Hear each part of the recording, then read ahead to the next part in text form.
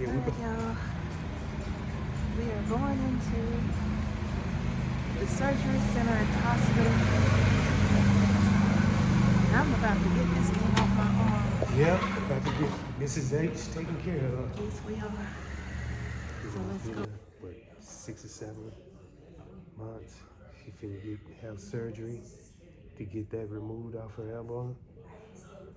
So, yeah, It moves too. Like, look. yeah, Let me see. yeah, yeah, And it don't hurt. yeah, yeah, yeah, I don't like the fact that they can't just do local anesthesia to take this off. I'm like, come on, I've watched enough of Dr. Pimple Popper, and I should be able to just watch them take this. But he said no. He said they can't use local anesthesia because they wouldn't be able to go deep enough, I guess, yeah, with local anesthesia, with me being awake, to make sure that they really go in and take everything out that needs to come out, yeah, and get a look too to see like what caused it to even start to grow like this. So it's it's been a while, so it's time for this to really get off my arm. But I yeah, don't like this whole anesthesia thing. yeah, I like to be fully aware. yeah, yeah, no, And plus, I'm not in control either. I feel like if I'm asleep, I can't have some kind of control over the situation, yeah, right? Because yeah. Feel more vulnerable. I do. Yeah, I don't like it. yeah. Welcome, everybody. Welcome back to Homestead Heart. I know it's been a minute, but we're back on the channel, and things are getting really, really busy this holiday season. Yes, it is. You know, you got people traveling, and the airports are jam-packed, y'all. Yeah, yeah. You know, and the snowstorm is on the East Coast, came through. I don't know if it's finished yet. Right. But we got a lot of rain in the south. So people that's traveling in those directions, hey, be very careful. Be very, very careful, you all. And make it there safely. Now, many of you know we are in the process of planning for the upcoming growing season. So I know we're getting out our pens, our papers, we're mapping out the gardens and all of that. So we're going to get to the seed shop. Is going to be coming here in just a few more days. Thank y'all for being patient. But as you can see, there is a reason for the delay. Yes. So you all, many of you don't know, but for many, many, many months, I want to say about 6 or 7 months or so, I have been going back and forth and back and forth and back and forth to the doctor's office, having test after test after test done on the cyst that was on my arm. And finally, after all of those months of testing, a decision was made that it was safe to remove the cyst from my arm. It was benign. There was nothing in it that concerned them, after seeing multiple doctors. Yes. There was nothing in it that said that they should be concerned, but they were prepared just in case because of the way it looked. Yeah. And if you didn't see that, I think I'm going to post a clip at the beginning of this video showing it to you, okay? But yeah, that thing has been on my arm longer than it should have been. And over the last year, it just kind of kept growing. Yes. It kept getting bigger and bigger, and it was so obvious that it was there. Looked like I had 2 elbows. Yeah, it was pretty big, and yeah, we were worried, but we had to make sure we get it taken care of. Yeah. And right before the springtime, she have time to heal. Yeah. And get right so we can do what we need to do. So I have a good 30 days of downtime on this. For the first 2 weeks, I can't lift anything more than 5 pounds. And then afterwards, once they do a follow-up, then they'll let me know what the next steps are. But for the first 2 weeks, I can't be lifting anything. that's where I come in. Yes. I will be taking care of Mrs. H. Yes. I know y'all gonna be like, okay, Mr. H, it's time for you to step up and take care of Mrs. H, and I will be doing that, y'all. Yes, yes. You know, I'm not gonna let her lift anything. I'm more like a butler, you know. I'm here for her. Whatever she want, I'm gonna be there. The only thing that she don't have is a little bell.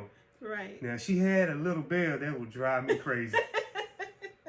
We not playing those games, y'all. Maybe I should get a little bell, you know.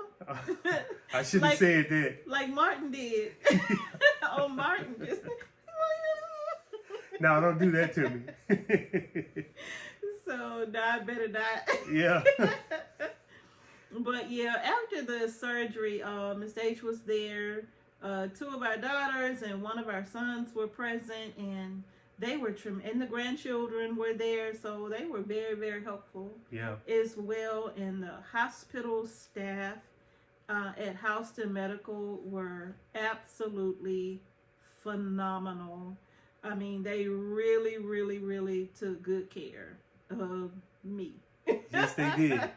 They gave clear, good instructions on what I need to be doing. Yeah. They made sure that I was going to be the perfect butler. And they told me, they gave me a sheet with about 4 different pages or whatever. Yeah. And let me know what I need to do to take care of Mrs. H. Yes, they did. And yes, they did. Everything went very, very smooth. Now, one thing is that because I'm not a person who does medicines and I don't take vaccines and all of that, and I eat pretty clean. Yeah. You know, so they were kind of letting me know that the anesthesia did have an effect on me, right? Did. Yeah. And you know, it was kind of quite funny once I learned. Yeah. Once she learned what she was saying, y'all. Oh my goodness, it was something. She was asking everybody. As soon as she came out of surgery, she was asking everybody, do they want some gumbo? And the nurse was saying, she asked the doctors, did they want some gumbo too? She said, I want gumbo. I want some gumbo. Do y'all want some gumbo? And I was like, what? Did she really say that? And then she said it again. I did. And again and again and again. Again. So her daughter said, you know what, Mom, I'm going to make you some gumbo. Mm-hmm. You just do what you got to do and take this medicine to get you up out of here. You know, so she had to put some food on her stomach, you know, and go through a couple of more steps. Yeah. And so we got her up out of there. Yeah. And everything went smooth. Everything went very well. It's been a couple of days now since the surgery, so the swelling is going down in my hand. I'm every now and then I'll have these real sharp pains. Yeah. You know, like what just happened, and it doesn't feel good, but now it's only lasting maybe a second or two. It just like hits and then it kind of pulls back, you know. Yeah. But the first couple of days, it was just every few minutes, it was just these sharp pains, you know, this kind of radiating from my elbow area all the way down into my hand. And so now I don't feel it in my hand anymore. It's more so back here in the area where they actually did the procedure. Yeah. So, but so far, I'm doing my best to be mindful, you know, in doing what they said. Yesterday, I grabbed a broom and I was kind of sweeping by the door and stuff to kind of get some of the dirt out, but I was using this hand. And so one of my daughters snitched on me to my oldest daughter. And by the way, I had no idea she was doing that. He didn't know. He wasn't in here. He was outside. Yeah, because, you know, I know that would be my job, to, you know, but I heard about it. Yeah, because the oldest daughter called. I don't know what time she called last night. But she woke me up to fuss at me behind the broom. So, and then my youngest daughter snitched, talking about she was trying to pick up a cat. I'm like, I was not picking up a cat. I was trying to rub the cat. I wasn't picking up the cat, you know. But anyway, both of them have been snitching to the oldest because my oldest daughter is literally a cutout of me. She's just me all over again. So she called to fuss last night. So today I have been taking it very, very easy, and Mr. H has been just wonderful looking after me and stuff, and waking up in the middle of the night if I needed some pain meds or something. He didn't mind getting up, helping me, and looking out for me and stuff. So yeah. And everybody that's been calling, I really appreciate everybody calling and texting and all of that, making sure that I was okay, asking if I needed anything, which I don't. I'm good. I'm good. Mrs. H been taking care of me too, so. Yeah. Mm-hmm. And she's been doing fine, you know. Yeah. She's been doing good. Yeah, yeah. So the seed shop, it's coming soon. The seed shop will be opening up this Saturday, which is the 28th, but y'all gonna have to bear with me because I am gonna be moving very slow. But Mr. H is gonna be here to help me though, so that we can start getting your seed orders out. I'm gonna post the link to the website to our seed shop. I'll probably put it in the comment section. Okay, right now it's not open, so when you go to the website, yes, it's gonna say everything is sold out. But that's because it's not open yet. But once it opens this Saturday, you'll see what we have available on the site.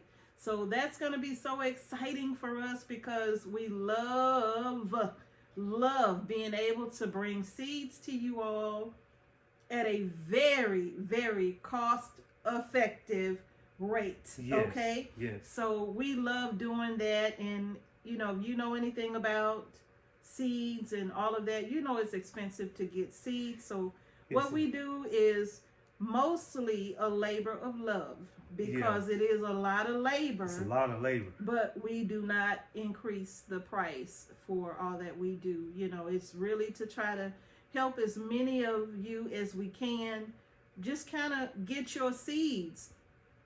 And to me, this is the year, like 2024, y'all, there's so much going on with them trying to do stuff to the seeds, take over the seed industry and give us these seeds that don't produce real food, Yes. And so to be able to still get heirloom quality or open pollinated seeds, heirloom seeds and open pollinated seeds, to still be able to get your hands on those. Look, my thing is get it while the getting is good. Get it while you can, so that not only that you'll have those seeds on hand, you all, but you will be able to save those seeds yourself so that you don't have to keep buying them, and then you'll know that you got open pollinated seeds on your homestead. Yes. Right? So that you don't have to depend on what may be coming down the pipe here in the next few years. Yes. Hopefully we can avoid that, but if not, it's a good idea to have your own seeds. Yes, and also learning how to save seeds. Yeah. That's very important too, you know. Yes, it is. So you can just always have some from the previous year. You can use them the next season, without going into your stash. That's right. That's very important. Mm-hmm. It's very important. Yeah. And also, y'all, 2025 growing season, me personally, I want some revenge from last year. I'm still mad about that black cow, y'all. I want some revenge. I've been thinking about that. Sometimes I lay in the bed and I be like, man. Right. I want revenge, y'all. Yeah. So my plan is I want to plan early, and me and Mrs. H, we're going to execute. Yeah. And we're going to go hard this year, y'all. Yeah. We have no other choice. We have no choice because... And we want y'all to go hard, too. That's right. Because we don't know what's going to happen in 2025. That's right. Or beyond. Yeah. It's so much talk of, just like Scripture says, wars and rumors of wars, right? Yes. So we don't know what's coming. And actually, we do know. We just don't know when, right? Yes. So that is one thing that we have to keep in mind. And we are going to be talking about, you know, in future videos, we do have some topics that we're going to go over with you all, right? So y'all just stay tuned for those things. And, you know, like I said in a previous video, we're going to still be on this platform, of course, right? We're not going anywhere on this platform. But we also are going to be we're going to be active on another platform. Mr. H, like I said, is leaning towards fan base, I believe it is. Yes. So that we can start sharing some things over there with you all. And it's not going to be censored, right? We can pretty much share with you all what we want to share with you all and not worry about the videos being taken down or anything like that. So, yeah. But, preparing for 2025 is what we are getting ready to do. I have the 2025 garden planner. It's already available. If you click on our little store, it's going to be probably underneath this video somewhere where you'll see like our t-shirts, our Homestead Heart gear, okay? Yeah. So if you click on our little store, that 2025 garden journal is there for you to get and make your plans, right? I know I have so much I want to grow this year, you know. Onions, I'm looking forward to getting my onions in the ground here probably sometime in February. But y'all, we look, like Mr. H said, we gotta go big. Yeah, we got to, y'all. Yeah, we gotta go big. We got to be ready to take care of the problems. My biggest problem really going big is the weeds. Yeah. You know, and getting the right tools and stuff, you know, so the weeds won't take over the small starts or whatever. And once you do that, the starts to just take off. They will. With the right, proper fertilizer, Oh my goodness. Can't wait to bring that to y'all too. Yeah, that's another thing, y'all. Because, you know, that what messed us up last season. Yeah. You know, so, you know, we want to get back on it. Like I say, you know, I want revenge. You know, because I didn't like what happened last season. So, you know, I want all of us to have a nice, beautiful 2025 garden season. That is so true. Yes. That is so true. Yes. Y'all, please just take note. You know, what I love to do is take note from year to year of different crops that maybe I struggle with. You know, like, for example, green globe artichokes. That's something I've always struggled to grow. And I don't really know why. But from year to year, I try to take note to see what I need to do differently and do better, right? So that hopefully I can get our artichokes planted. And you know me, I'm not trying to plant a plant. I'm trying to plant 20 or 30 of them if I can. Yeah. Because those are perennials, right? So they come back every single year. And if you like artichoke, then that's something that you can consider. And we will have those on our seed shop. But for me, I want to get about 20 or 30 of those in and around our food forest so that we can have many, many options for growing and harvesting different varieties of artichoke. Yeah, yeah. And also, you know, I want to be on top of all the bugs, the pests. Yeah. You know, so we're going to cover all of that, though. Yeah. You know, but 2025, we all got to go big because I can feel that we really need to go big with these prices in the stores. So that's a different topic, though, but... Yeah. And that year without the grocery store, we're going to go into more details on that because we want to be clear about some things, okay? So, in fact, if Mr. H don't mind, we can talk about it after this video because I think this one is going to be long enough. But we want to be more detailed about that and be clear on what we are saying when we say a year without the grocery store, okay? Yeah, of course I'm ready to talk about this subject. Okay. A year without the grocery store. That sounds like money in your pocket. It does. You know? It sounds like money in the pocket you can use for something else. That's true. On a homestead. Yeah. So y'all, let us know what your plans are. Are you getting your garden mapped out? Come on, tell us. What are you looking forward to growing the most in 2025? And also, what do you struggle with growing? Yeah. Right? What is a crop that you struggle with growing? Because believe it or not, the viewers that watch our channel you have some very knowledgeable folks. Yes. And so they would be more than happy to share in the comment section below exactly how they do grow a particular crop, and how it may be able to help you as well. Okay, you all? So please, let's share, because we do want to help one another to be successful with growing our groceries, because it's that time. It's that time, y'all. It's time to grow our groceries. Look here, we gonna get ready. It's December. Yes. Next thing you know, yes. January is right around the corner. Mm-hmm. Mm-hmm. After January, then February. Yeah. Hey, that's when we really gonna have to hit the ground running. Yeah. After February. And actually, January, many of us are starting peppers.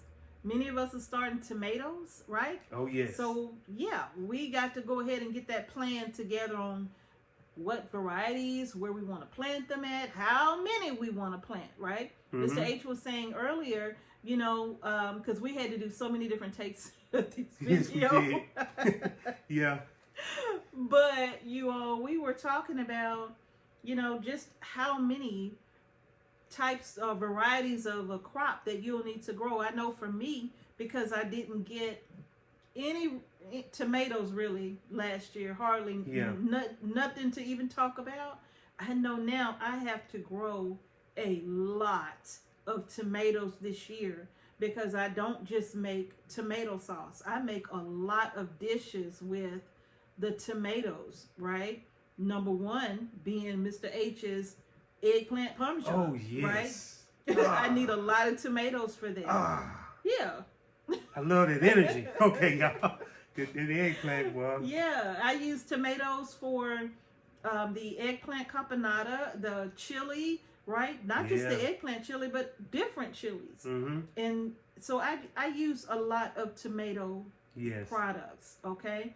So I know for me, I need to grow a lot of tomatoes this year. Probably about 40 or 50 plants this year. I'm down with it. Yeah. So we got to make up in the eggplant and the peppers and all of that. We have a lot to make up for, because we did not get the harvest that we had hoped for last year. So y'all, if y'all are planning, please share what y'all are planning to grow. How much of it do you think you're going to need to go to that year without the grocery store, right? Yeah. But we're going to talk more about that in the other video. Yes. So I think that's it, right, Mr. H? That is it. And hey, we're ready for 2025 growing season. Yes, we are. And hopefully y'all are too. And we're going to do this thing, y'all. Yes, we are. Yes, at the end of the day, we're going to be able to say yes, y'all. Grow with authority. Grow them groceries, y'all. We finna do it, y'all. That's right. 2025. We ain't letting nothing hold us back, y'all. That's right. That's right. Planning. We got a plan. Let's do it. All right. Y'all, that's going to do it. If you haven't done so already, go ahead and subscribe to our channel and hit the notification bell so you don't miss any videos that we upload to our channel. Don't forget to give it a thumbs up as well, please, right? And that also helps to let YouTube know that, hey, people are liking our videos, so that way hopefully they can share our videos with a lot of new viewers also, okay? So thank y'all again for watching Homestead Heart. Peace and blessings to each and every one of you, and we will see y'all in the very next video.